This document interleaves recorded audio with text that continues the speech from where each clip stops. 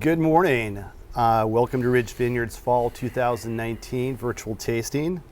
Thank you for joining us today. I'm David Amadia, the president of Ridge Vineyards, and it's going to be my pleasure to host this morning's tasting. We're coming to you live today from our Lytton Springs winery in Dry Creek Valley. We're about 3 or 4 miles north of the town of Healdsburg in northern Sonoma County. Right behind me is our Lytton Vineyard. This was a vineyard planted over 100 years ago in 1901, and it's the base of our Linton Springs wine, a wine we'll be tasting later today during the tasting. In all, we'll be tasting 6 wines today from our fall release. This 6 wines will include a brand new wine for Ridge. That's not something we get to say very often. I think the last time we introduced something new to the portfolio was Petite Sirah about 6 years ago. So about every 6 or 7 years, maybe we bring a new wine into the portfolio, and we'll be tasting that wine today. So the wines in tasting order are as follows. We'll start with our new wine, the 2018 Grenache Blanc. Then we'll go to the 17 Pagani Zinfandel, the 17 Ponzo Zinfandel, 17 Linton Springs, 17 Lytton Estate Petite Sirah, and then we'll finish the tasting today with the 2016 Montebello. Hopefully you've been able to print out a tasting mat and have all 6 wines poured out in front of you. This is a very interactive event. We encourage you to submit your questions and comments to our winemaking team. If you have any questions now or at any time during the event, please send them through. Don't hesitate. Your questions add a lot of life and vigor to our event, and we really appreciate them. Ideally, everyone sends their questions through the chat function on live stream. We realize that most of you like to watch in the full screen mode, but if you do, you can't always see the chat, but there's a solution to that. All you need to do is click on the 3 vertical dots on the chat section, choose Pop Out Chat, pull out the chat box and drag it anywhere on the screen, including one of the lower corners. There magically you now have full screen and chat at the same time. Alternatively, if you're old school like me, you can just send your questions through email at wholesale@ridgewine.com, wholesale@ridgewine.com. That's it. Now please start asking your questions and send them through at any time. We're also encouraging you to share your experience today through social media. The hashtag is Ridge Virtual, all one word, Ridge Virtual. Please share your photos, videos, thoughts, comments through Instagram or whatever your social media platform may be. That's Ridge Virtual. Joining us today are 2 members of our production team, so let's take a moment to introduce them to you. Directly on my left is John Olney, the COO and Linton Springs winemaker. John joined Ridge in 1996, and he's now in his 23rd year here at Ridge Vineyards. Thanks for joining us, John. Good to be here. And then to John's left is David Gates. David is our Senior Vice President of Vineyard Operations, joined Ridge in 1989. He's in his 30th year and 31st harvest, if you survive it, David? Mm-hmm, that's right, okay. So David, thanks for joining us. Unfortunately, Eric Bauer couldn't be with us today. Our Montebello winemaker is busy receiving grapes up at the Montebello winery, so certainly a more than valid excuse, and we'll miss Eric today, but he's busy. Before we start tasting, briefly I wanted to ask David and John about early impressions of the 19 vintage, how it's going, what we should expect. We're going to hit 100 degrees today here or more at Linton Springs. What does that mean sort of for harvest, and I guess generally what's it looking like out there? Yeah, it's been it's been a kind of a funny year. Got off to a bit of a rough start in terms of, we always welcome rain, but kind of have to be careful what you ask for. We got a lot of rain, like almost 4 inches, and over 4 in late spring, well after bud break, that David can probably describe the effects of more than me. The vines have set a decent crop, not too much, and everything was ripening pretty normal. And then for whatever reason, we had a little cooling period here in the last 2 weeks, and the Zinfandel just sort of stopped in its tracks. Mm-hmm. So you go out and the fruit looks ripe, it kind of feels soft and ripe, but then you do your sampling, and the sugars come in. There's just not as much sugar in the grapes yet, so we're just waiting for that last bump. And with the little heat wave we're supposed to get here over the weekend, we're pretty confident we're gonna start picking here hand over fist pretty soon. I hope. It's kind of been a hurry up and wait harvest so far. And we're waiting here. right now? Yes. Yeah. We're on the wait. Yeah, but it sounds like, well, without any sort of significant extended heat waves in the forecast here over the next few weeks, that we'll have the opportunity to make some, really balanced, interesting wines, considering that the sugar levels are really kind of holding pretty steady right now, right? Yeah, Yeah. it looks good right now. We just need that little extra push of ripeness. Okay. And the fruit that we've gotten in from Paso Robles, we're almost done Yeah. down there, has been that very balanced, really good acidity and moderate sugar levels for Paso. So it's good. It's A good Zinnier, huh? I think so. Yes. And what about the early view of Montebello, David? What's going on, to the north of us? So here? Chardonnay is acting very much like Zinfandel is here in Sonoma County. So it's not a super big crop, but it's just taking its time getting ripe. Flavors are really good. I expect that we will start picking this coming week. And little by little, the Cabernet is also moving along. It's it looks to me like it's all going to come in kind of at once. The lower elevation vineyards and the upper elevation vineyards are kind of coming together, which doesn't always happen. And the upper vineyards started a lot later, but they've enjoyed some really nice weather above the inversion layer, and where the lower vineyards have kind of delayed themselves a little. So it should be really fun in the next month or so. Busy. When do you think the first Bordeaux variety will be picked at Montebello? So it'll be a little bit later than normal. We'll probably bring in some Merlot and some young Cabernet at the end of this month. So maybe a week or so late, which is a lot better than we were thinking when we started the vintage.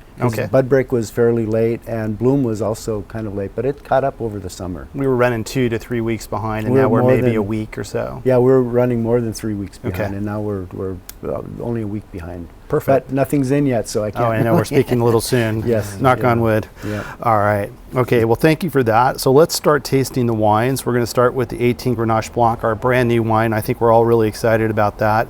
So David, why don't I ask you to start us off on that wine, and we can all jump in and talk about that. Sure. So this is a wine where, as John had said earlier about rainfall, be careful what you wish for. Our marketing team, led by David A. here, kind of said that they would love to try to get a Rhone White, and so luckily the word was kind of put out, and some beautiful Grenache Blanc fell into our laps last year. It's grown by Adelaida Vineyards. It's in the Adelaida Hills AVA, so off of Adelaida Road to the west of Paso Robles, not far from the ocean, and it's a really nice spot. There are lots of hills in that area, and they're all old limestone hills. So the limestone in Paso is like 40 million. It's much more similar to the limestone that you see throughout Central Europe and France, and then you do here at Montebello. It's very different limestone, and Rhone grapes love, actually any grapes love it. So Paso is a really good spot for Rhones. It's a really good spot for Zinfandel, and on the west side, we really like the flavors that we're getting from the Grenache Blanc. So this wine is just varietal Grenache Blanc, 75%. There's a little bit of Picpoul Blanc in it, which I think is a grape that shows really good promise in California as well. And then to add a little bit of volume to the mid palate, there's some Roussanne. I think 10% Roussanne. That's right. Yeah. And this was the grapes came in a few different waves last year. Almost half of it, just under half, was fermented in stainless. Very long ferment. Eric cranked the cooling on the jacketed stainless steel so that I think it took over 30 days to finally go dry. And then the remainder and all of the Picpoul and all the Roussanne were barrel fermented in mostly older barrels, also at a very cool temperature. So it just kind of ticked along. And then was put together not long after it finished fermenting, and it was fun trying out the blends, and we really, I don't know, I really like the pick pool in this. There's this lemony zest on the nose and on the finish that I think adds to it. I think we were really shooting for a white Rhone that wasn't heavy, that wasn't high in alcohol, that wasn't too rich. We wanted something fresh, and obviously the pick pool plays a really nice role in that. Provides a lot of nice zippy acidity and citrus notes to the wine, and then the stainless steel and the neutral oak all also add to keeping the wine super fresh. And I think we really hit the mark with this wine. Just tasting it this morning is just exactly what we want in terms of the style of Rhone White that we're looking for the national market. So I think Eric's done a great job. We made about 900 cases of this wine, so it's limited off this first vintage. So I don't think every market has received it. So, but we're certainly going to work to increase the volume of this wine over time and make sure that we can get it to every market moving forward. And in fact, the grapes coming into Montebello today are Grenache Blanc and a little bit of Roussanne. So that's why Eric couldn't be here. Yes, exactly. He's making the 2019 Grenache. He's working on it right now. So really exciting. The early returns on this wine have been so positive in terms of the reaction from restaurateurs around the U.S. that have gained access to this wine are really loving it, and it's nice to have another white wine in our portfolio. Obviously, we've had the Chardonnay in the spring, never really had a white wine for the fall release, so it's nice to have something of the white variety to work with in the fall with our wholesalers. So super exciting. So that's great. So thank you for that, David, and that we're really looking forward to continue to sell that wine. So the next wine up is our first Zinfandel. It's the 2017 Pagani Ranch Zinfandel. So John, will you want to take us through that wine, please? Sure. So 2017 was, it was a unique vintage. I mean, it was really, in all ways, a year of extremes. We had almost record rainfall, over 60 inches here in Sonoma County. So the vine really came out of the chute running, and good growing conditions throughout the summer. But the big story at the end of the growing season was we had this just real extreme heat wave. I mean, temperatures well into the hundreds, and then of course later in October we had the fires here in our area. Pagani is unique amongst our Zinfandel vineyards in being it's in Sonoma Valley, just between Glen Ellen and Kenwood, and whereas most of the area there is fairly warm, it's in a cool pocket. So this is almost always the last Zinfandel that we harvest, and it was in 2017, and we literally brought in the last grapes the day before the fires started. The wine, because of the extreme heat that we were having right there as the sugars were rising, the big challenge, in Sonoma County for us in Zinfandel was really getting all the grapes in before sugars rose, to more excessive levels. And I think we were successful in that. The resulting wine here is a wine, I think, of great concentration. I mean, very expressive. It has that sort of lower pH, brighter expression of fruit to it that really makes it kind of, sort of has that kind of exotic, almost tropical nose to it.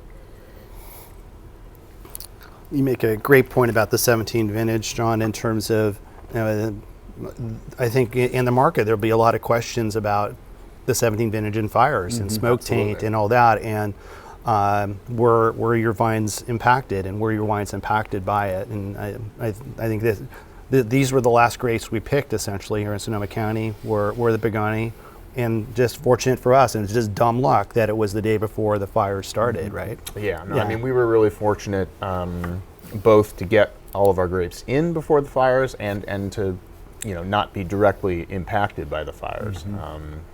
So yeah, it was definitely fortunate for us. And it was also interesting. It was the vintage that broke the drought. We had the double normal rainfall leading into the harvest, and there was this expectation of the immediate bounce back of the vines, that they were going to return to normal. But in reality, we saw something a little bit different. It wasn't an immediate return to normal, was it? No, it wasn't. I mean, it was not the sort of huge harvest that we were expecting. Right. 2018, on the other hand, was a much larger harvest Yeah, for us. it really took one more year, didn't it, for the vines really to get their legs back? Yep. Yeah, that's what we saw. And on some of the oldest vines, it really took 2 more years. Yeah. So, yeah, it's just amazing how that young vines, they bounce back a little bit quicker, Right. Mainly because they have a less extensive root system, and during the drought we were irrigating them more. Yeah. And so they can kind of bounce back. But The old vines, this with those deep root systems, Yes. and as the water levels drop in the aquifers and so forth, it takes a while for them to recover. absolutely, Yeah. yeah, they were really impacted. Good. All right. So that's a good start on the Zins. And why don't we move to the second Zinfandel, the Ponzo, the 17 vintage, John? Sure. So, I mean, it's really neat to have these two wines actually side by side, because these are really our two cooler climate Zinfandels that we produce.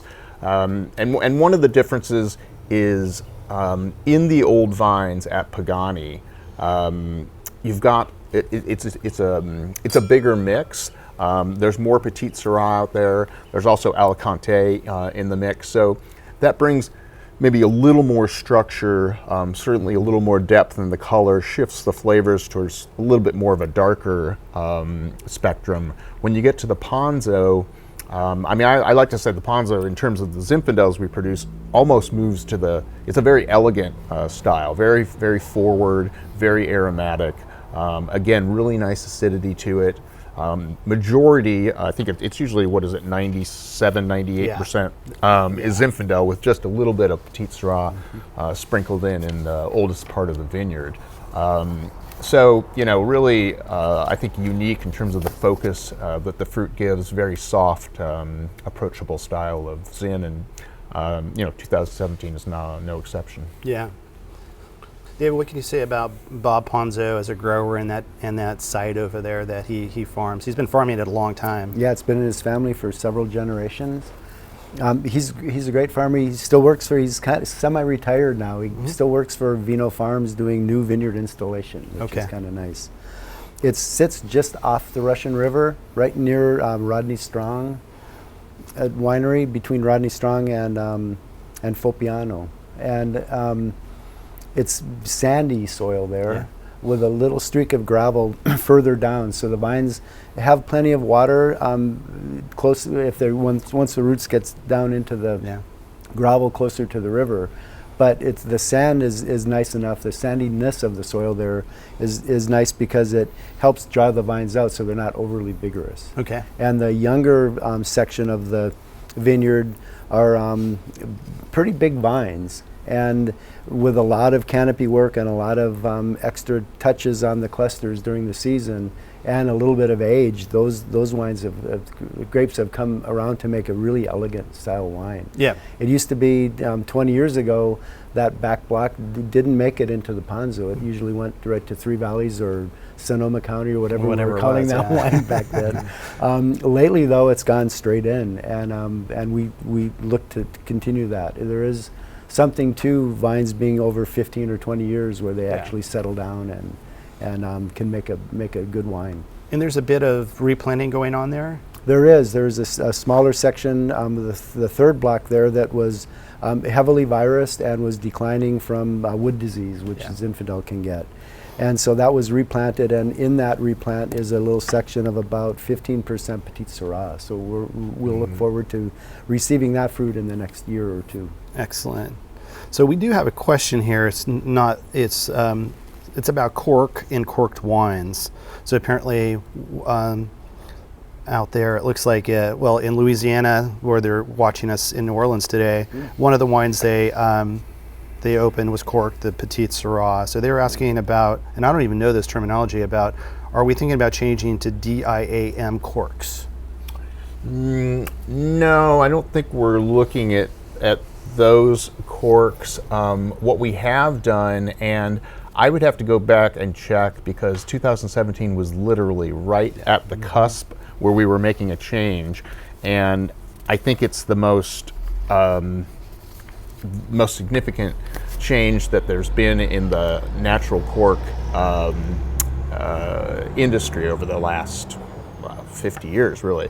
And that is that now it's an upcharge, but now you can request corks which have been individually screened at the producer in Portugal for TCA, and it has made a enormous difference in the number of corks. There's still a very, very occasional one that gets through, but the vast majority of the corked corks, those with TCA, get spit out right at the factory now. So It's actually a mechanical device that sniffs the cork. exactly, Yeah. it goes into the chamber. They put a little moisture on to volatilize the TCA. It's detected. If it's detected, it takes about 15 to 20 seconds for each cork to go by. Then it's just spit out. Okay. And the good ones. And pass obviously by. there's an upcharge for this type of service. Absolutely, no. Yeah, I mean, it's yeah. an upcharge, but we feel it's definitely worth it to avoid situations like it sounds like we have here in New Orleans. And what is DIAM or DIAM? It's I think the DIAM are I may need to be corrected here. I think they're the ones that have the natural cork, sort of a sliver of natural cork on the top and the bottom. Oh, but it's yeah. like a conglomerate or some sort of the a sandwich cork or whatever. Yeah. Yeah. Okay. Got it. All right. All right. And we have tested those in the past, and we've not been big fans of those, right? No, especially in terms of just the way it seals along the neck of the bottle. Yeah. Cork tends to have the best sort of expansion. Yeah. Mm-hmm. But when you use a conglomerate in the center, it doesn't do quite the same. Yeah, they don't have the elasticity Got it. that natural cork does. There you go. Okay, good. So let's move along to our third wine, which is right behind us here, the vineyard, the Lytton Springs from 2017, John. Yeah, so the Lytton Springs, here we're moving, we sort of started down in Sonoma Valley, moved sort of up into Russian River. Now we're moving a little farther north to Dry Creek, so a warmer climate. And, the big difference here, of course, we really move into kind of a different mix. You start to see Carignan come into the picture. I think there's 9% in the 2017, which changed the flavor profile a little bit. An increase in the amount of Petite Sirah, especially here at Lytton Springs. On the clay soils, it always seems to do really, really well. And both in combination with the soils, the old vines, you really get, and the Petite Sirah, you get a wine that has more structure to it. So a shift away, certainly from the Ponzo and even from the Pagani. I think sort of a darker kind of plum fruit to it. But I think the 17 has really, really, really nice balance, and I think it's the kind of wine that will age well, not because it's so immense or big, but just because of the balance. Yeah. So that Petite Sirah, 15%, the second varietal, Zinfandel in the blend. What does that bring to the wine, and how does it complement the Zinfandel? So Zinfandel, Zinfandel is its calling card is, it really likes the heat, and it produces a lot of sugar. So when you first taste Zinfandel, it comes across as a sort of a very big mouth-filling wine, and there's a tendency, I think, to think that it's a very, very structured wine because of that. But Zinfandel actually is not a grape with immense color and really does not have that much tannin available in the skins. So what Petite Sirah brings is it brings that color and that tannin that then really kind of elevates the Zinfandel. And it also, not as much as Carignan, but it also helps to sort of counterbalance the higher sugar of the Zinfandel, because the Petite Sirah typically gets ripe at a lower sugar. In the 13s, really, right? Yeah. Yeah. Mm-hmm. Yeah. And John, of the Petite Sirah that's in the Lytton Springs, how much of that was co-fermented with Zin? I'd have to go back and look, but typically about 10 to 12% is part of the field blend, and then we'll bring in a small amount later to for the final blend from pure blocks that we have planted at Linton West. Yeah. So obviously we don't have the Geyserville here, but always it's an interesting counterpoint to the Geyserville, which is 2 miles away from here, just to our east. And there, the Carignan is the second variety, not the Petite Sirah. What does the Carignan bring to the blend, and how does that complement the Zinfandel? Well, Carignan, in a word, I would say the most important thing the Carignan brings is acid. It's a higher acid grape, and even more so than Petite Sirah, gets ripe at a much lower sugar. So it also helps, like I said, to counterbalance that the higher sugars in the Zinfandel. Yep. Okay. Good. Really tasting nice right now. Really open up and fleshy, and lots of that sort of cherry notes. It's really pretty wine right now. Sometimes the Lytton on release can be a little tight, a little sturdy. Yeah, it can be a little bigger shouldered. Exactly. And not as open as the Geyserville. Yeah, but right now this is good. I think we probably decanted this wine, but it really, if we did, you guys did a good job. It's tasting beautiful right now. So we're done with the Zins. Why don't we move forward to the Petite Sirah, the 17. Obviously, we were just talking about this variety. Here we have it. It's not 100% petite in 17. It looks like there was 6% Zinfandel added in as well. So, John, you want to tell us a little bit about that? Sure. So, we were saying about the 17 vintage. Petite Sirah, as I mentioned, is at least here in our vineyards, we're usually able to get physiological ripeness at a lower sugar. And typically, we'll have them, they may be 13.2, 3.4% alcohol. You can see in the 17, it's a little higher. It's 13.8% alcohol, again, because of the heat during harvest. And, the trick with with Petite Sirah, when you're making it as a varietal, is because it has so much color, it has so much tannin available, it's a question of sort of at what point how do you limit that so you really do come out with a balanced wine? Because it's very easy to make a wine that is so rugged, so tannic that it really is out of balance and not that enjoyable. Yeah. And, after fermentation, after malolactic, we were tasting the pure petite and saw an opportunity to bring in a little bit of Zinfandel from Lytton West to just soften it a little bit, give it a little more broadness on the palate. So that's where that came from. Yeah, I was just looking at the harvest dates here for this. Obviously, most of the Petite Sirah comes from Lytton West. The vineyards there are all in close proximity, and it all came in within 8 days in September in the first week. So, and that was corresponded to the heat we saw. Absolutely, yeah. Everything just got ripe all at once. Yeah, and just came in. Yeah. So you've talked about teaming Godzilla with Petite Sirah, and in terms of as a grape variety that as a winemaker you need to use a lot of care with, right? Yeah. I mean, it's a challenging varietal, in that sense, because the color and especially the tannin just leaches out so quickly. Yeah. I know when we're out in the market with this wine, people are always amazed when they try it that, wow, it's very approachable for a young Petite Sirah. So I think whatever you're doing in the winery to make this wine, you're doing a good job, because for a big variety, obviously it's a mouthful when you taste it, but it's approachable. It's not a wine that you shy away from. It's a wine that's definitely drinkable right upon release. So, and it can age, though. I think. I mean, it's really nice when it's 10 years old. But if you want to wait that long. Yeah, if you want to wait that long. So, yeah, we probably should do more of that in terms of bringing a little bit more of that Petite Sirah out of the library to show people at about 10 years of age. But this wine, the first vintage for the national release was 2009. So we're just coming up onto that 10-year mark now with this wine. So that's certainly something we can do in the future. Yeah, absolutely. Well, good. So time to move to Montebello in the 16 vintage. David, we're going to ask you to talk about this wine. This was the last year of the drought before we got the rain. So really the tail end of the drought. It was the vintage. We got a little bit of rain right before in the spring there, wasn't it? That sort of pushed, we sort of let the vines do their thing in 16. Yeah, it's one of those things that 2 years in that drought, the late spring rain saved the crop, and 2016 definitely was where we got enough rain later in the spring, because we didn't get any rain in the winter. that it actually helped the vines survive, set a crop.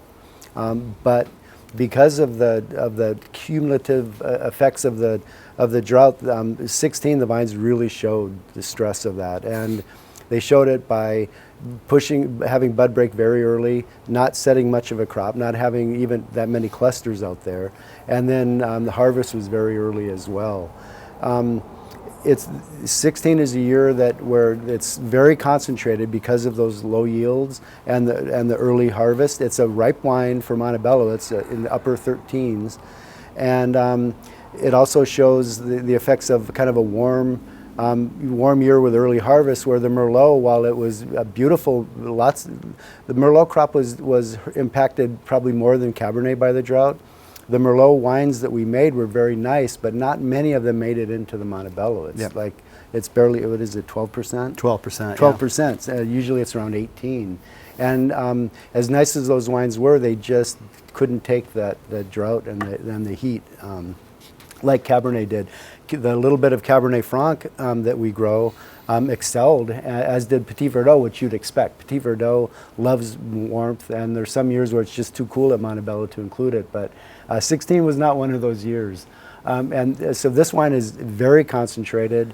I think that, well, Eric says that it'll go for 30 years, and I don't think he's exaggerating. I don't know that I'll see that, but but for such a concentrated and intense wine, it's very balanced, and that's the beauty of Montebello. There's enough acidity in this wine, and the tannins are so well coated that it's very smooth on your tongue. It really coats everything.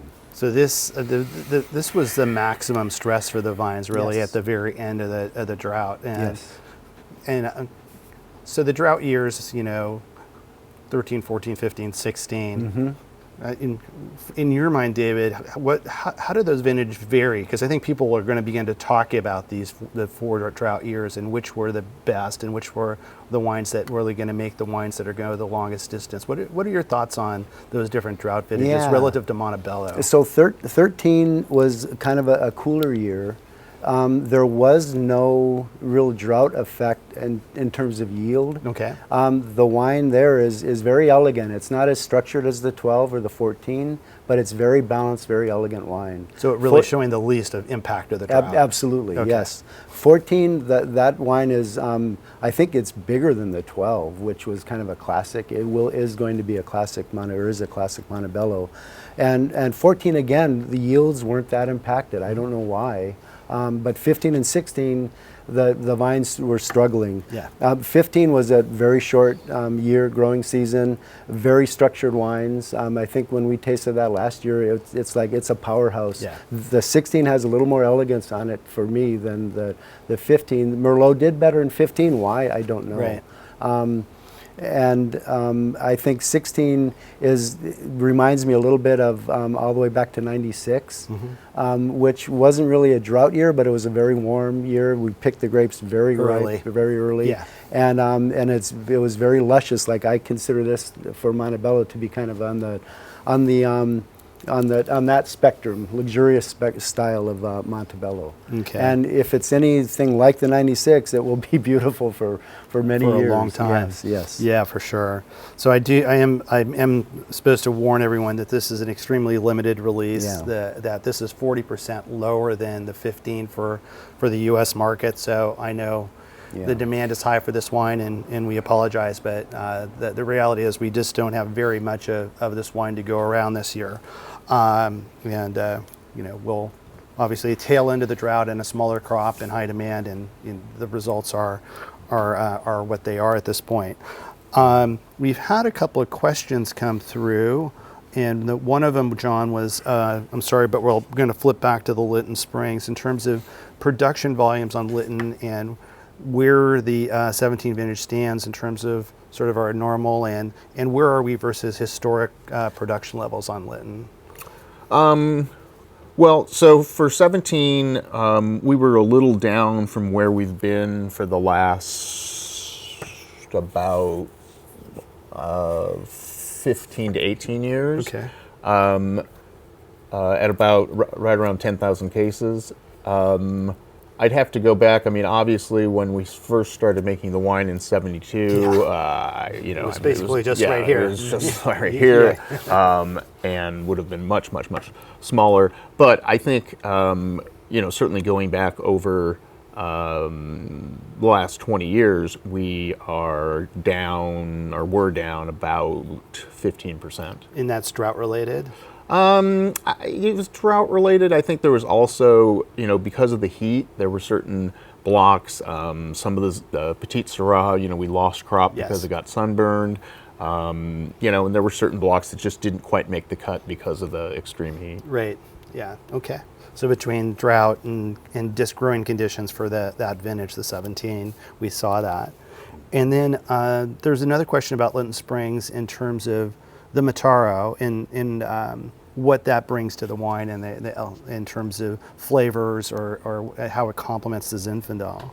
Yeah, so the Mataro is, I think unlike the Petite, which is obviously bringing color and tannin, Carignan, which is bringing, the acid and sort of that brightness. Mataro, is really, for me, it's a little more, it's more of a, almost an aromatic note. It brings something that's, in France they call it sort of like garrigue. Here sometimes we say chaparral. It adds something a little nuance to the fruit that's not really fruit related. For me, it's more in the aromatics than it is on the palate, because it doesn't really, again, I think the Petite Sirah is driving more of what you're, in terms of secondary varietals, what you're seeing on the palate.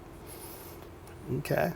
So I've also been, so overall the 17 vintage, what we saw was sort of in anticipation that we were going to bounce back from the drought, but still overall our total harvest was down below our average in 17. And then we saw something really different in 18 where we had our biggest harvest in our history in 18.